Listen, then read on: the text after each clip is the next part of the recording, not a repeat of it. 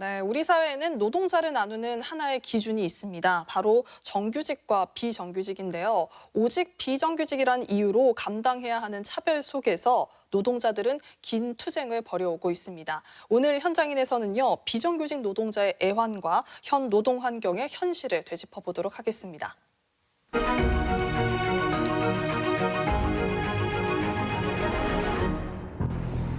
마스크를 착용하고 일터로 향하는 한 남자. 잠시 후 남자의 마스크가 까맣게 물들었습니다. 일단 숨을 보세요, 숨을. 아무것도 안 보이는데요? 지금 저 날리는 게 뭔진가요? 성실히 일하던 노동자들은 왜 공장 밖으로 나와 투쟁을 시작하게 됐을까요? 5분 정도만 지나도 입안에 쇠맛이 난다든지 쇠 냄새가 코로 느껴지는 상황이었습니다. 세계 10위권의 경제력을 일궈낸 대한민국의 노동 현장. 전태일 열사 분신 50주년은 얼마나 달라졌을까요? 지난 17일 쏟아지는 비를 맞으며 집회에 나선 사람들. 이들은 모두 현대자동차 전주 공장의 비정규직 노동자들인데요.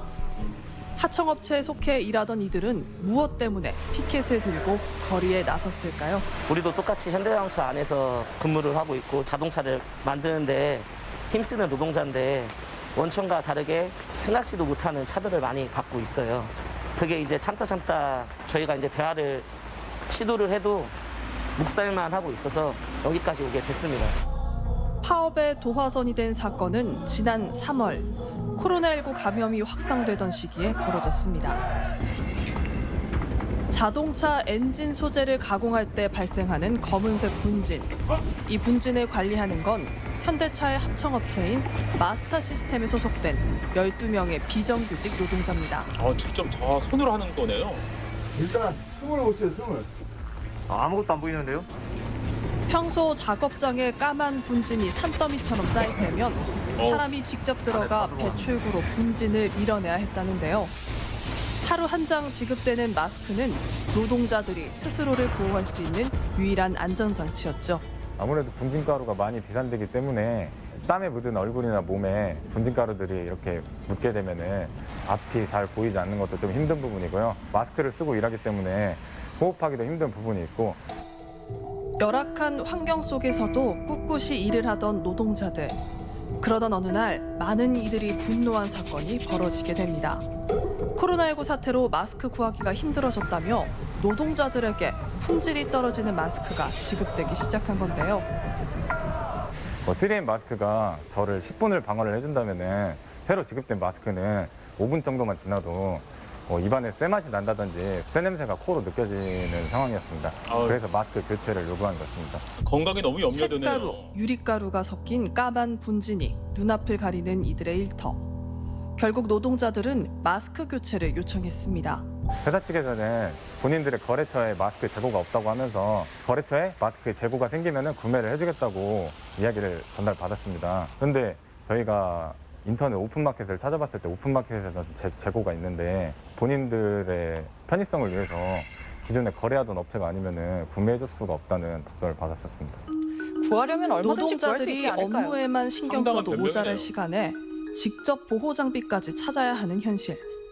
하지만 이들을 향한 불합리한 처우는 이뿐이 아니었습니다. 그마저도 한 장 회사에 주는데. 도착을 해서 보안팀에 들어가서 신분증을 맡기고 카메라에 그 스티커를 붙입니다. 보안 때문에.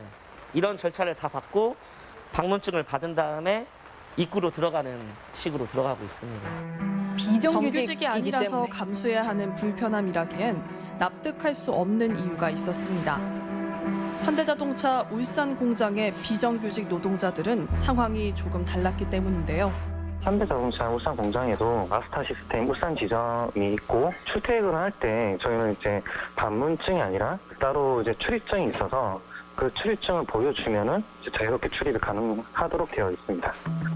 지부마다 차별은 다르네요. 또 있었습니다. 공장에서 일하는 노동자들의 복지를 위해 제공되는 통근버스. 하지만 전주공장 통근버스 안에 비정규직 노동자들의 자리는 없었습니다. 통근버스는 오직 정규직 노동자만을 싣고 움직이고 있었죠. 굳이 저런 차별을 둬야 되나요? 버스가 나가거든요. 방문증을 교환해야 되기 때문에 이 인원들은 버스를 자연스럽게 못 타게 되는 상황까지 온 겁니다. 그렇게 방문증을 받아들고 도착한 일터. 그곳에서 노동자들을 기다리고 있는 건 모래성처럼 쌓여있는 분진 더미와 온몸을 검게 물들이는 분진이었습니다. 현대자동차 같이 큰 대기업이 위험한 일을 외주화시켰다고밖에 볼 수 없거든요. 돈을 아끼면서 하청업체 노동자들의 건강을 이렇게 맞바꾼 산업안전보건법을 보면은 사업주의 의무가 나와 있습니다. 근로자의 신체적 피로나 정신적 스트레스를 줄일 수 있는 쾌적한 작업 환경을 조성해야 된다. 산업안전보건법 제39조 1항에 의하면 사업주는 유해 작업장 환경에 필요한 조치를 취해야 하며 이를 어길 시 법의 처벌을 받게 됩니다. 파업이 거의 한 2, 3일 정도 됐을 때 저희가 대화를 요청을 해서 날을 잡았었습니다. 저희가 요구안을 보내줬고 그걸 읽고 얼마 안 있다가 만나기로 한 날 2-3시간 전에 소장한테 연락이 와서 없던 일로 하자라고 그렇게 회피를 하였습니다. 갑자기요? 이에 제작진은 해당 하청업체의 입장을 확인하기 위해 직접 사무실을 찾았습니다. MBC에서 나왔는데요. 지금 안 계시는데 또? 계속 안 계세요? 저럴 땐 항상 안 계세요. 바쁘셔가지고 지금 자리는 자주 안 계세요. 항상 바쁘고요. 마스터 시스템은 현대자동차의 하청을 받은 외부 업체입니다. 하지만 노동자들은 마스터 시스템 간부들을 보면 뭔가 이상한 점이 있다고 말합니다. 마스터 시스템이 있는 전주의 최종 관리자죠. 그분은 현재 전주 공장에서 엔진 부장으로서 정년퇴직을 했고요. 올해 1월에 이 마스터에 뜬금없이 갑자기 소장으로 올라온 겁니다. 현대차에서 인사관리도 다 지금 직접적으로 지시를 하고 있구나라는 생각밖에 안 듭니다. 정년 이후에 고용노동부에서 한 차례 현장 조사를 다녀간 후 과태료 처분을 받긴 했지만 그 내역은 신입사원 건강진단 미실시와 안전교육 미수에 관한 사항뿐. 노동자들은 마스터 시스템의 이러한 문제를 제기해도 묵묵부답이었다고 말합니다. 대체적으로 소통이 안 됐습니다. 마스터 시스템 관리자들한테 우리가 일하는데 이런 게 불편하다. 이게 좀 잘못되고 있다. 라는 얘기를 해도 알아보겠다. 우리는 권한이 없다. 너희들이 가서 현대차한테 좀 얘기 좀 해주라. 항상 이런 식으로 돌변을 하면서 저희를 무시하고 일관하고 했었거든요. 그럼 회사는 뭐하러 현대자동차의 있는 겁니까? 파견과 사내 하청에 관한 문제가 제기된 것은 오랜 일입니다.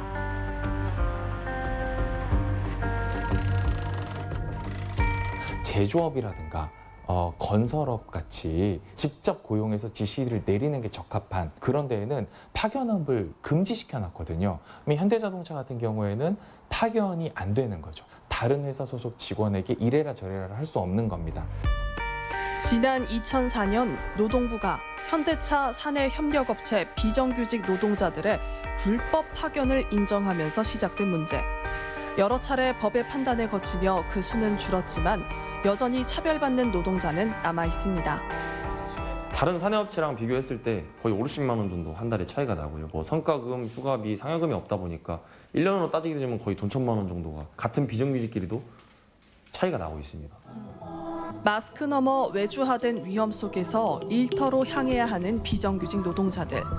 이제 누군가 이 외침에 응답할 때입니다. 출퇴근 선전제도 계속 해오고 있지만 아직까지 아무런 답변이 없기 때문에 저희의 요구 조건을 들어줄 때까지는 계속 파업할 예정입니다.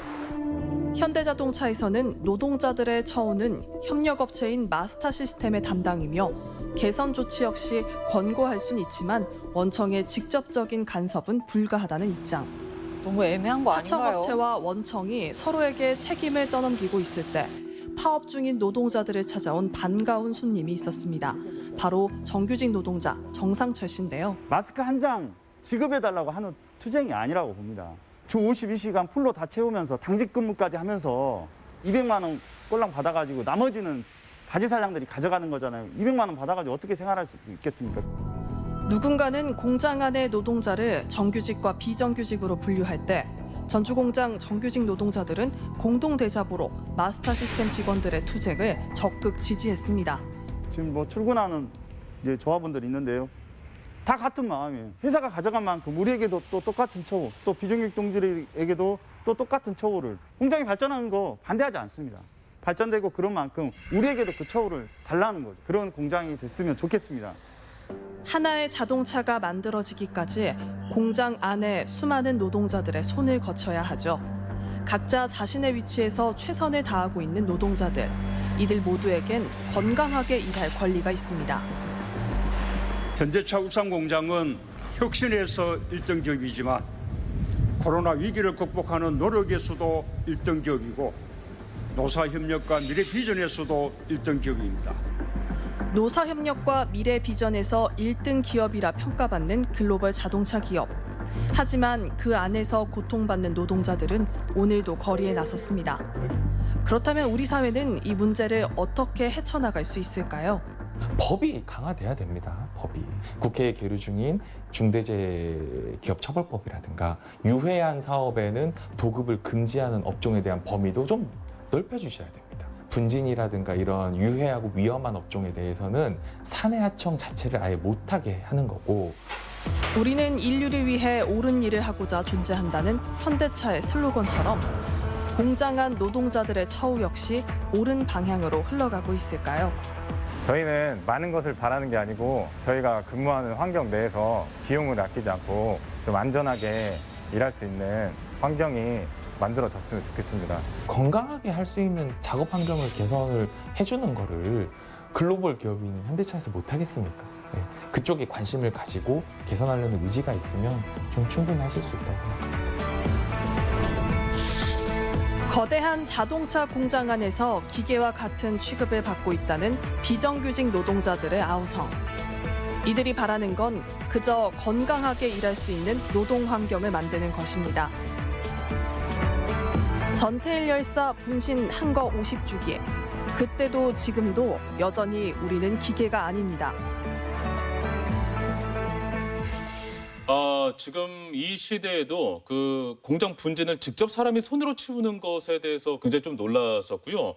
저렇게 열악한 상황에서 근무하는데도 불구하고 제대로 된 마스크조차 지급받지 못한다는 이런 열악한 현실에 너무 안타까운 마음이 드네요. 네. 네, 흔히 한국의 노동운동은 전태일 분신 사건 이전과 이후로 구분이 된다고 하잖아요. 네. 영상을 보면서 노동자들의 처우 개선을 부르짖던 전태일 열사가 떠오르면서도 50년 전 평화시장의 창문 없는 봉제 공장에 비해서 2020년 노동자들의 노동 환경이 얼마나 개선됐는지가 궁금해졌습니다. 네.